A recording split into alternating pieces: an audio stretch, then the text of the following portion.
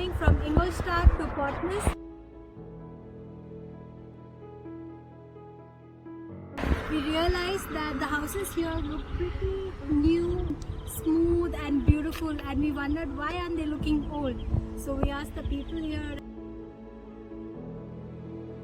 and they said that this city is not pretty old, it's just 200 years old. Quite new for Germany's other cities that are almost 1000 to 1000 years old.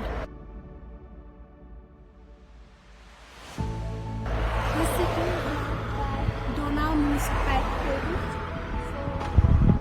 this pillar was laid in the ground around 1836, and that time it was as small as that marked over there. Because of the wind conditions here, the soil keeps eroding. Today it is 3 meters high, so the soil erodes around 1 centimeter every year.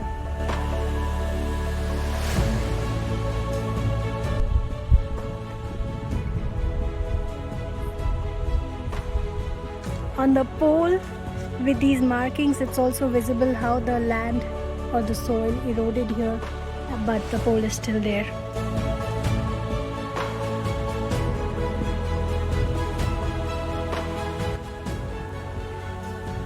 Look at the houses, they're so new.